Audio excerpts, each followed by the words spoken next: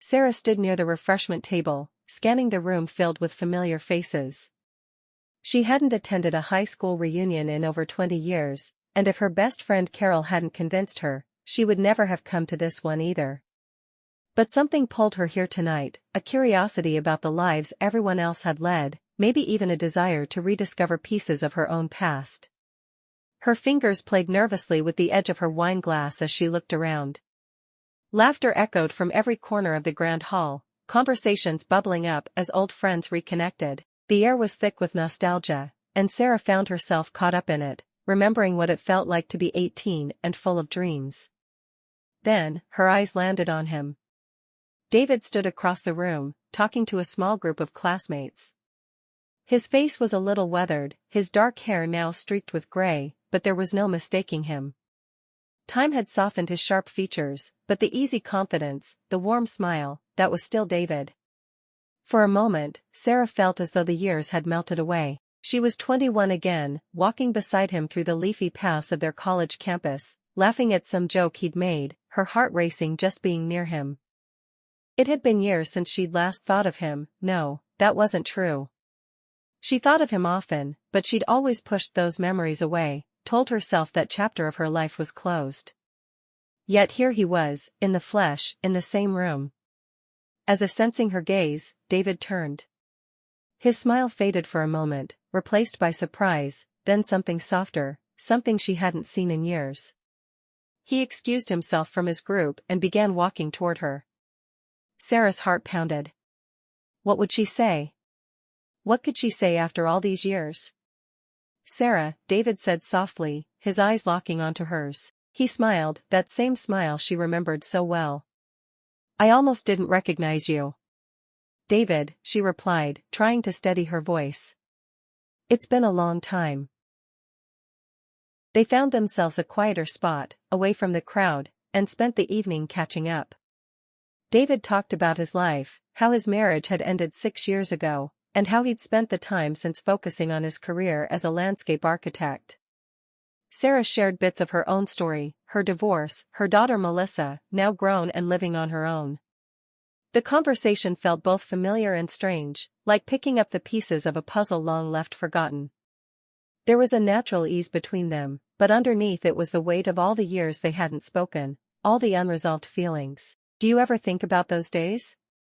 David asked suddenly, his voice quiet, as if he wasn't sure he should ask. Sarah paused. Of course, she thought about those days. She thought about him. About how they had been so in love, so full of plans for the future, only for it all to fall apart. I do, she said finally. More than I care to admit. David nodded, his eyes distant. I always wondered if we could have done things differently. If we should have. She looked down at her glass, her fingers tracing the rim. I used to wonder that too. But life happened, David. My family, your career, everything else. It just wasn't meant to be. David sighed, leaning back in his chair. Maybe. But I never stopped thinking about you, Sarah. Even when I was married, even when things were good. You were always there, in the back of my mind. Sarah's chest tightened. She hadn't expected to hear that. She hadn't expected to feel this. This pull toward him again. I felt the same way, she whispered. They were silent for a moment, the air thick with unspoken words. We were so young, she said softly, her voice barely above a whisper. I wasn't ready, and neither were you. David nodded. No, we weren't. But that doesn't mean we weren't right for each other. Sarah swallowed hard, her thoughts swirling. Could it be possible, after all this time? Could they really have a second chance? She had long buried those hopes, resigned herself to a life where love was a thing of the past, something for her daughter to experience now, not her. But sitting there, looking into David's eyes, she wondered if maybe, just maybe, it wasn't too late. The next few weeks after the reunion were a whirlwind of emotions. Sarah and David exchanged phone numbers and began talking regularly, something they hadn't done in decades. Their conversations were often light, catching up on each other's lives, but every now and then, they would slip back into reminiscing about their shared past. David asked her out for dinner one night, and Sarah found herself saying yes, before she had time to think about it. They met at a small Italian restaurant downtown, and over candlelight, they laughed, shared stories, and found comfort in the familiarity of each other's presence. But as much as she enjoyed their time together, Sarah couldn't shake the feeling of hesitation. She had built a life for herself, one that didn't include romantic entanglements. She had her daughter to think about, her own independence.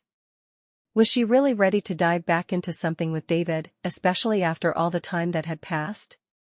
One evening, she sat across from her daughter, Melissa, who was visiting for the weekend. Over coffee, Sarah decided to bring up the topic, unsure of how Melissa would react. "I've been seeing someone," Sarah said slowly. Melissa looked up, curious. "Oh? Do you remember David? From college?" Her daughter furrowed her brow, trying to recall. "Vaguely.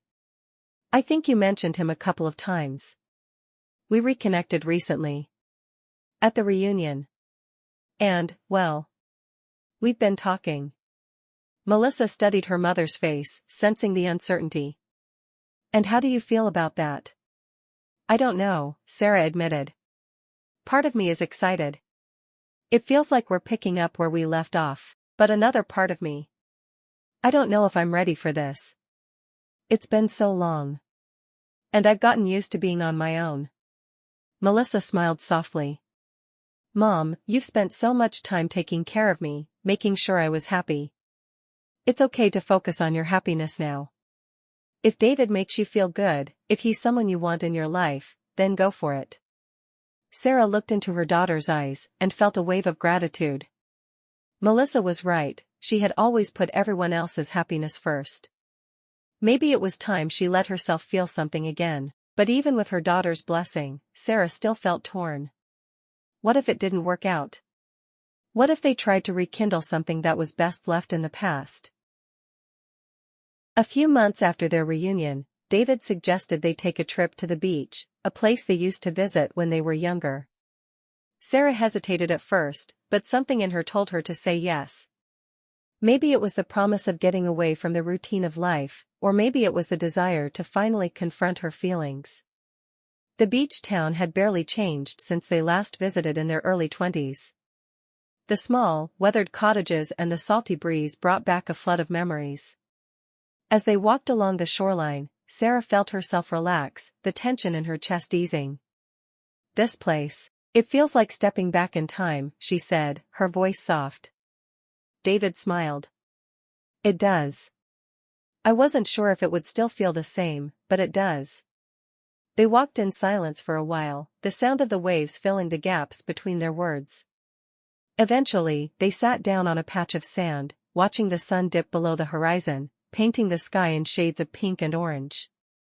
"I missed you," David said, breaking the silence. Sarah glanced at him, her heart squeezing at his words. "I missed you too." David reached for her hand, and she let him, their fingers intertwining like they used to. I think part of me was always waiting for this," he said, his voice thick with emotion. "Waiting for us to get another chance." Sarah swallowed hard. "And part of me was afraid of it." David looked at her, his eyes filled with warmth. "Afraid of what?" "Afraid that it wouldn't be the same.